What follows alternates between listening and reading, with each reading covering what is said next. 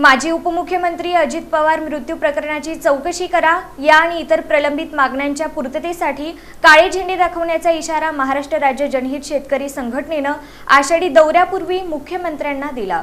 मुख्यमंत्री देवेंद्र फडणवीस यांच्या आषाढी एकादशीनिमित्त पंढरपूर दौऱ्यावेळी महाराष्ट्र राज्य जनहित शेतकरी संघटनेच्या वतीनं विविध प्रलंबित शेतकरी आणि जनहिताच्या मागण्यांसंदर्भात निवेदन देण्यासाठी वेळ, पास आणि प्रत्यक्ष भेट मिळावी अशी मागणी करण्यात आली आहे। याबाबत मुख्यमंत्री, कृषी मंत्री, सहकार मंत्री, पालकमंत्री जयकुमार गोरे तसंच जिल्हाधिकारी सोलापूर यांना निवेदन पाठवण्यात आलं असून मागण्यांवर सकारात्मक निर्णय न झाल्यास मुख्यमंत्र्यांना काळे झेंडे दाखवून निषेध करण्यात येईल असा इशारा संघटनेनं दिला आहे। संघटनेचे संस्थापकाध्यक्ष प्रभाकर देशमुख यांनी दिलेल्या निवेदनात राज्यातील शेतकरी सलग दुष्काळ, अवकाळी पाऊस, शेतीमालाला मिळणारे कमी दर आणि वाढतं कर्ज यामुळं गंभीर आर्थिक संकटात सापडल्याचं म्हटलं आहे। अनेक शेतकरी कर्जफेड करण्यास असमर्थ असून सरकारनं तातडीनं व्यापक उपाययोजना कराव्यात अशी मागणी करण्यात आली आहे। शेतकऱ्यांची 2 लाखांपर्यंत कर्जमाफी जाहीर केली, ती सरसकट कर्जमाफी जाहीर करावी। शेतकऱ्यांचं 5 लाख किंवा 3 लाख कर्ज आहे, परंतु कोणतीही अट न घालता त्यातील सरसकट 2 लाख कर्जमाफी जाहीर करावी।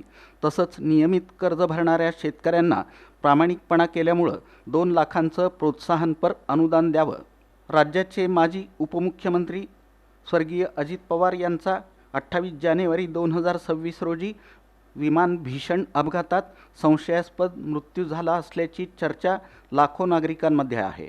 मुख्यमंत्री देवेंद्र फडणवीस हे अजित पवार यांचे जिवलग मित्र होते, त्यामुळे त्यांनी उन्हाळी अधिवेशनात स्वतः आत्मविश्वासानं अजित पवार यांच्या मृत्यूची चौकशी लावण्यासाठी दिलेल्या आश्वासनाची पूर्तता करावी, संबंधितांवर त्वरित गुन्हे दाखल करण्यात यावेत यासह इतर मागण्या त्यांनी केल्या। याबाबत अधिक माहिती संघटनेचे संस्थापकाध्यक्ष प्रभाकर देशमुख, राज्याचे प्रवक्ते रामभाऊ पाटील, जिल्हा युवा उपाध्यक्ष गणेश चौरे तसंच युवक जिल्हा पदाधिकारी शरद भोलेकर यांनी दिली। संघटनेचा विजय असो, महाराष्ट्र राज्य जनहित शेतकरी संघटनेचा विजय असो, शेतकरी एकजुटीचा विजय असो। जय जवान जय किसान।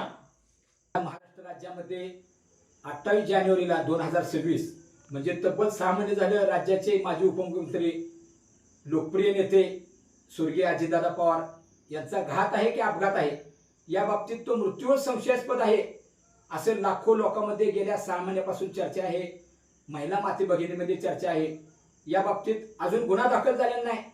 संशयास्पद मृत्यू म्हणजे अजितदादा घरातून निघाले का कुठून निघाले त्या दिवशी ते विमानात बसेपर्यंत त्याचे सीसीटीव्ही फुटेज नाहीत। ग्रामीण भागात फुटेज आहेत, आता सामान्य गोळात सुद्धा आता फुटेज बसवलेले सीसीटीव्ही कॅमेरे, त्या सीसीटीव्ही कॅमेऱ्याच्या फुटेज नाहीत। इतर बाबी काय संशयास्पद आहेत, त्यामुळे राज्याचे कर्तव्यदक्ष मुख्यमंत्री देवेंद्र फडणवीस साहेबांनी जाहीरपणे यात लक्ष घालून तुमचा प्रयत्न चालू आहे। सीबीआय चौकशी आहे, परंतु अशोक खरात सारख्याच गेल्या 3-3.5 महिन्यापासून रात्रंदिवस टीव्हीला बातम्या होत्या यासाठी नेमलेला आहे। मग अजितदादांनी तर लोकांची सेवा केलेले नेते देवेंद्र फडणवीस साहेबांचे जिवलग मित्र आहेत। आमचा विश्वास आहे साहेब, तुम्ही कणखर नेतृत्व आहे फडणवीस साहेब, यात लक्ष घाला। तुम्ही उन्हाळ्याच्या अधिवेशनामध्ये तातडीने जाहीर केले की अजितदादांच्या मृत्यूची चौकशी आकाश पाताळ एक करू, पण चौकशी केल्याशिवाय सोडणार नाही। तमाम जनतेचा आपल्यावर विश्वास आहे आणि शेतकऱ्यांच्या कर्जमाफीबद्दल तुमचं स्वागत करतो, परंतु 2 लाखाची सरसकट कर्जमाफी करावी आणि नियमित कर्ज भरलेल्यांना 2 लाख रुपये प्रोत्साहनपर द्यावेत। नेटच्या परीक्षा पास झालेल्या पोरांना मोफत शिक्षण द्यावं। 63चे डीपी जळले, ॲडिशनलच्या डीपीसाठी स्वतंत्र निधी आमदार खासदार फंड द्यावा।